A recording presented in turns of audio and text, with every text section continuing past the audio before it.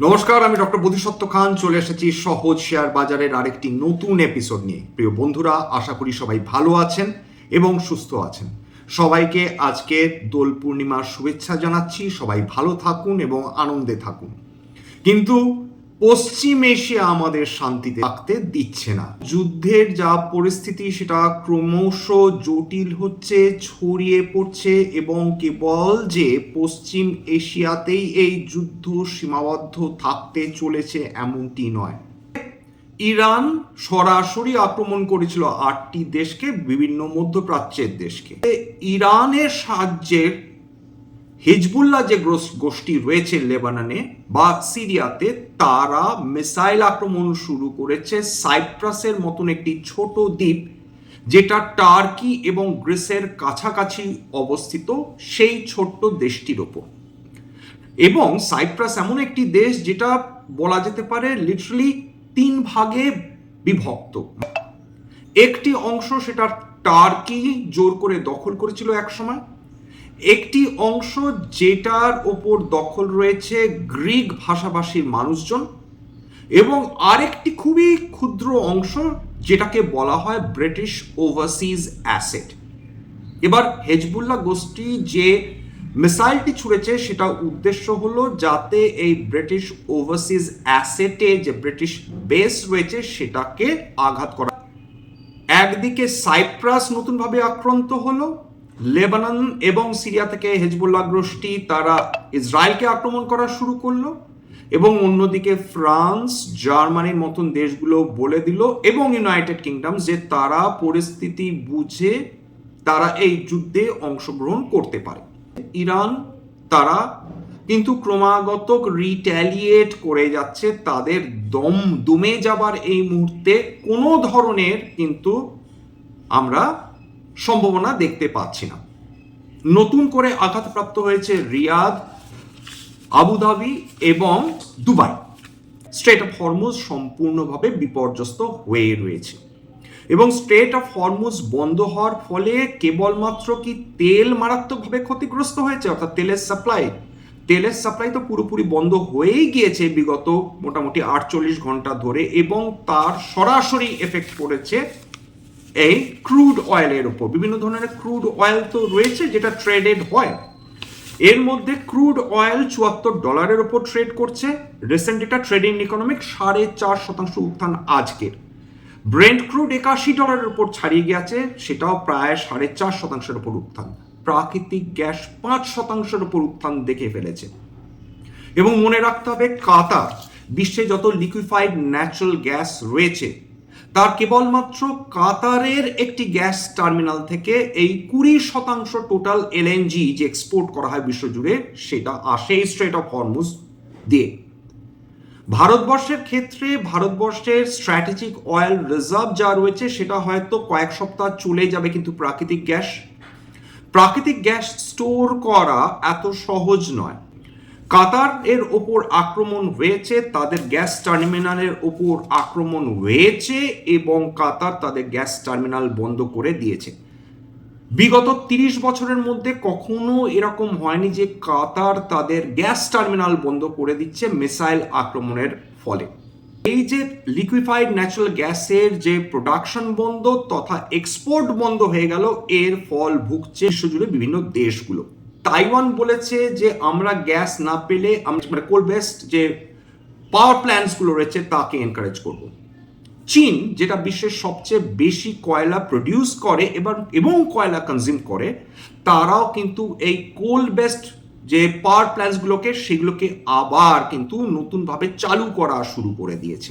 2020 পর থেকে আমরা রিনিউয়েবল এনার্জির দিকে ঝুঁকেছি, কিন্তু আমাদের কয়লার উপর ডিপেন্ডেন্স কোনো অংশে কমেনি। এর ফলে কোন কমোডিটিটার দাম হঠাৎ একদিনে দারুণ উত্থান দেখেছে অর্থাৎ বিগতকাল, সেটা হচ্ছে কয়লার দাম বিগতকালে সেটা বৃদ্ধি পেয়েছে 8.61%। ডিসেম্বর 2024-এর পর কয়লার দাম সর্বোচ্চ এসে দাঁড়িয়ে, কয়লার দাম বিগত 1 বছরে 22% উপর বৃদ্ধি পেয়েছে। বিভিন্ন কমোডিটি তারা কিন্তু পরস্পরের উপর দারুণভাবে ডিপেন্ডেন্ট। যদি তেল বন্ধ হয় তাহলে লোক প্রাকৃতিক গ্যাসের দিকে ছুটবে, যদি প্রাকৃতিক গ্যাস এবং তেল যদি বন্ধ হয় তাহলে লোক স্বাভাবিকভাবে তারপরের যে কমোডিটি আছে এক্ষেত্রে রয়েছে কয়লা, লোক পাগলের মতন এখন কয়লার দিকে ছুটেছে, কয়লার দাম আকাশ ফুঁড়ে বৃদ্ধি পাচ্ছে। এটা কোনোভাবে কোনো ডেভেলপিং ইকোনমির জন্য ভালো? উত্তর হচ্ছে কোনোভাবেই ভালো নয়, এবং ইরান সেটা বিলক্ষণ জানে। ইরান এখন নিজের অস্তিত্ব রক্ষার কথা ভাবছে, এই কথাটা তারা বিলক্ষণ বুঝে গেছে যে যে করেই হোক নানা রকম স্ট্র্যাটেজি ব্যবহার করতে হবে, যার ফলে বিশ্বজুড়ে বিভিন্ন দেশের অ্যাটেনশন তাদের দিকে ধাবিত হয়। আমেরিকা এবং ইসরায়েলের সঙ্গে সমানভাবে যুদ্ধ চালিয়ে যাওয়া, অর্থাৎ আমাদের মেরুদণ্ড রয়েছে এটা বিশ্বকে প্রমাণ করে দেওয়া। 2 নম্বর, স্ট্রেট অফ হরমুজ বন্ধ করে দিয়ে এটা বলা যে তোমরা আমেরিকা এবং ইসরায়েলকে বলো যে এই যুদ্ধ বন্ধ হোক, নতুবা আমরা কিন্তু স্ট্রেট অফ হরমুজ বন্ধ করে রাখবো, যদি আমরা মরি তো অন্য কাউকে সুস্থভাবে বাঁচতে দেব না। এটা কিন্তু সেলফ প্রিজার্ভেশন, যুদ্ধের একটা স্ট্র্যাটেজি। 3 নম্বর পয়েন্ট, তোমাদের ভালো থাকতে যদি হয় তাহলে আমাদের কথাও ভাবতে হবে, আমাদের অস্তিত্ব রক্ষাতে বিভিন্ন দেশকে কন্ট্রিবিউট করতেই হবে। ইরান তারা সরাসরি বলে দিয়েছে আমেরিকার সঙ্গে আর কোনো ধরনের কথোপকথন হবে না, আমেরিকা সারেন্ডার করুক আমাদের কাছে, তারপর আমরা শান্তির কথা বলবো। এটা এক ধরনের স্ট্র্যাটেজি যে আমরা ভাঙবো কিন্তু মচকাবো না। পরপর 2 বার আমেরিকা তাদের বিভ্রান্ত করেছে, বৈঠকের মাঝে তাদের আক্রমণ করেছে। ইরান বলছে আমাদের অনেক শিক্ষা হয়েছে, আর যাই হোক আমেরিকাকে কোনোভাবে বিশ্বাস করা আমাদের পক্ষে অন্তত সম্ভব নয়। এইখানেই প্রশ্ন আসছে যে আপাতত তো ট্র্যাডিশনাল ওয়েপন্স ইউজ করা হচ্ছে, ডিফেন্স ইকুইপমেন্টস ব্যবহার করা হচ্ছে, পরস্পরকে আক্রমণ করে চলেছে ট্র্যাডিশনাল ওয়েপন্স দিয়ে, কিন্তু বিশ্ববাসীর মধ্যে যে ক্রমাগত আতঙ্ক সৃষ্টি হচ্ছে সেটা হলো হিডেন কোনো ওয়েপন্স নেই তো, নিউক্লিয়ার ওয়েপন্সের ইনভলভমেন্ট তৈরি হবে না তো? উত্তরটা কারোরই জানা নেই। আজকের এশীয় মার্কেটটা খেয়াল করে দেখুন, মানে চমকে যাওয়ার মতন অবস্থা হবে। এশীয় মার্কেটসগুলোতে মর্মান্তিক পতন। আজকের ভারতীয় শেয়ার বাজার বেঁচে গেছে কারণ আজকে দোলের জন্য ছুটি ভারত জুড়ে এবং স্টক এক্সচেঞ্জগুলো, কিন্তু এশীয় মার্কেটগুলো, ইউরোপীয় মার্কেটগুলো দেখুন লিটারালি রক্তাক্ত হয়ে চলেছে একের পর এক মার্কেট। ব্রিটেনের মার্কেট, জার্মানির মার্কেট, ফ্রান্সের মার্কেট সমস্ত 2%, 2.21%, 2.71% পতন নিয়ে ট্রেড করছে। এবার এশীয় মার্কেটসে আসি। গিফট নিফটি আজকে কততে ট্রেড করছিল? Mid market gift Nifty 566 point নিচে নেমে ট্রেড করছিল, 2.27%, 566 পয়েন্ট, 24,426 ট্রেড করছিল। নিক্কের কথা বলবেন, নিক্কেই 3% উপর পতন আজকে। হ্যাংসেং এর কথা বলবেন, 1% উপর পতন। তাইওয়ানের কথা বলবেন, 2.2% উপর পতন। কসপি, যে কসপি বিগত 1 বছরের দ্বিগুণ হয়ে গিয়েছে, সেই কসপি আজকের 0.8% পতন, 0.8%। সাংঘাই কালকে পজিটিভে ট্রেড করছিল, আজকের 1.5% উপর পতন। বিশ্ব জুড়ে সমস্ত শেয়ার মার্কেটে সমস্ত ধরনের শেয়ারে দুরন্ত পতন হয়ে চলেছে। কমোডিটি মার্কেটসের মধ্যে দুটো সান্ত্বনার জায়গায় রয়েছে, সোনা এবং রূপোর। রূপো আজকে 4% পতন নিয়ে ট্রেড করছিল, সোনা হালকা নেগেটিভে সেটা ট্রেড করছিল। কিন্তু ভারতের জন্য তো গোটা ভারতবর্ষ কিছু না করেও, যুদ্ধে অংশগ্রহণ না করেও, কেবলমাত্র বিদেশি তেল এবং গ্যাসের উপর বাধ্য হয়ে নির্ভরশীল থাকার ফলে বিপদগ্রস্ত হতে চলেছে বা হতে পারে বলে বিশেষজ্ঞদের ধারণা। এই standard and poor global energy, এরা বিভিন্ন অয়েল, গ্যাস, বিভিন্ন কমোডিটি ট্র্যাক করে, এরা বলছে যে $100 প্রতি ব্যারেলে পৌঁছে যেতে পারে। এমনিতেই $50 প্রতি ব্যারেলে ওপর যখন তেলের দাম চলে যায়, ভারতীয় অর্থনীতি ক্ষতি হতে শুরু করে, এবং সেটা যদি $100 পৌঁছে যায় তাহলে কল্পনা করুন যে কি লেভেলের ইনফ্লেশনারি কন্ডিশন তৈরি হতে পারে ভারতবর্ষে। অনেক ধরনের সমস্যার মুখোমুখি আমরা পড়তে পারি। একের পর এক আঘাতপ্রাপ্ত হতে পারে কেবল অয়েল অ্যান্ড গ্যাস সেক্টর নয়, consumption, auto sector, paint sector, financial যে সেক্টর রয়েছে তাতে ব্যাংকিং রয়েছে, নন ব্যাংকিং ফিনান্সিয়াল কোম্পানিজ রয়েছে। স্বাভাবিকভাবে কারণ এমতো অবস্থায় ইনফ্লেশন যদি চড় করে চড়তে থাকে, আপনাদের কি মনে হয় যে রিজার্ভ ব্যাংক অফ ইন্ডিয়া তারা নিউট্রাল স্টান্স রাখবে বা তারা কোনোভাবে রেপো রেট কমাবে? উত্তর হচ্ছে কোনোভাবে সেটা সম্ভব নয়। তখন কিন্তু একটা হকি স্টান্স নেবে, মাথার ওপর দিয়ে জল বয়। ইনফ্লেশন যদি 5-6% উপর চলে যায় রিজার্ভ ব্যাংক অফ ইন্ডিয়া, এটা আমাদের বুঝতে হবে যে তাদের বাধ্য হয়ে রেপো রেট বাড়াতে হতে পারে। ব্যাংক লোন দিতে ডেফিনেটলি দেবে, কিন্তু লোন নেওয়ার সংখ্যা কমে যাবে। মানুষজন না নেবেন অটো লোন, না নেবেন হোম লোন। হ্যাঁ, এটা খুব হয়তো তাড়াতাড়ি বলছি, কিন্তু পরিস্থিতি যে পরিমাণ জটিলতা সৃষ্টি করেছে, আপনাদের কি মনে হয় যে ইরান তারা ছেড়ে দেবে? আমেরিকা বা ইসরায়েল তাদের ফুট অন দ্য সয়েল না করেও কি তারা কমপ্লিট আধিপত্য দেখাতে পারবে? এমনিতেই দুটো ভাগে ইরানে মানুষ বিভক্ত হয়ে গেছে। একদল মানুষ তারা যারা ইরানিয়ান রেভলিউশনারি গার্ডস রয়েছেন এবং তাদের যারা অনুগত রয়েছেন তারা একদিকে চলে গিয়েছেন। সাধারণ মানুষ তারা বর্তমান রেজিমের পতন দেখতে চাইছেন। ফলে একটা সিভিল ওয়ারের আশঙ্কা তৈরি হয়ে যাচ্ছে না তো ইরানের ক্ষেত্রে? যদি তর্কের খাতিরে ধরেও নিই যে রেজিম চেঞ্জ হয়ে গেল, সেক্ষেত্রেও কি স্ট্রেট অফ হরমুজ শান্ত থাকবে? এবং কি কোনো গ্যারেন্টি ইরানের রেজিম দেবে যে তারা কোনো অয়েল ট্যাঙ্কারকে আক্রমণ করবে না? এর কোনো উত্তরই বর্তমান কারো কাছে নেই। এবং পিটার হেক্সে তিনি বলছেন সামনে 6 সপ্তাহের মধ্যে যুদ্ধ শেষ হয়ে যাবে। সেটা তো তিনি আশার কথা বলছেন। এবং ইরান এখন একটা সেন্ট্রালাইজড রেজিম নেই। ইরান নিজের যুদ্ধটাকে সম্পূর্ণভাবে ডিসেন্ট্রালাইজ করে ফেলেছে।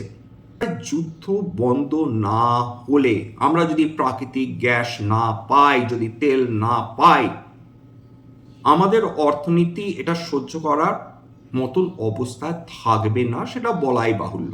যতই আমরা আফ্রিকাতে নাইজেরিয়া, বাংলার কাছ থেকে তেল নিতে চাই, বা আমরা ভেনেজুয়েলার কাছ থেকে তেল নিতে চাই, বা রাশিয়ার কাছ থেকে তেল নিতে চাই, মধ্যপ্রাচ্য আমাদের এতটাই কাছে, সেখান থেকে তেল নেওয়া বা গ্যাস নেওয়া তো এতটাই সহজ।